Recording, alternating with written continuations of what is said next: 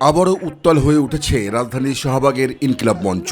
মূলত মঞ্চের মুখপাত্র শরীফ ওসমান হাদী এর মৃত্যুতে বিচার ও প্রতিবাদ জানাতেই তাদের এই বিক্ষোভ সমাবেশ। এতে অংশ নেওয়া ছাত্র জনতা, শিক্ষার্থী ও বিভিন্ন সংগঠনের নেতাকর্মীদের স্লোগানে মুখরিত এখানকার আকাশ বাতাস। এ সময় ইনকিলাব মঞ্চের সদস্যরা ওসমান হাদীর সংগ্রামী জীবন আদর্শ তুলে ধরে হাদী হত্যার যথাযথ বিচারের দাবি জানান। বলেন, বিচার কার্যকর না হওয়া পর্যন্ত তারা রাজপথ ছেড়ে যাবে না। আপনারা শহীদ ওসমান হাদীর লড়াইকে ধারণ করতে পারেন নাই। আমরা যতক্ষণ পর্যন্ত এই বাংলাদেশ হয়েছে ততক্ষণ পর্যন্ত আমরা সার্বভৌমত্বের জন্য লড়াই করে যাবে না। আপনারাই বলবেন আমার বাংলাদেশ থাকবে, আমার হাদী ভাই থাকবে।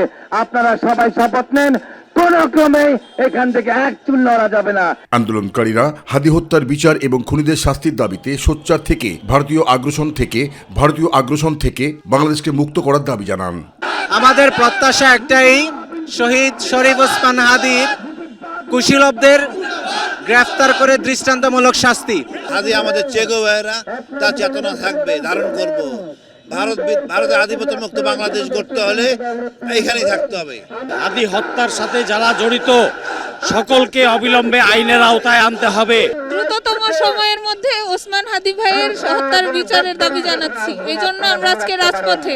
পাশাপাশি ডাকসু নেতারা শাহবাগ মোড়কে শহীদ ওসমান হাদী চত্বর ঘোষণা করে এবং বিচার না হওয়া পর্যন্ত এই আন্দোলন চালিয়ে যাওয়ারও অঙ্গীকার করেন। জাহিদ আহমেদ বাবু, মাই টিভি, ঢাকা।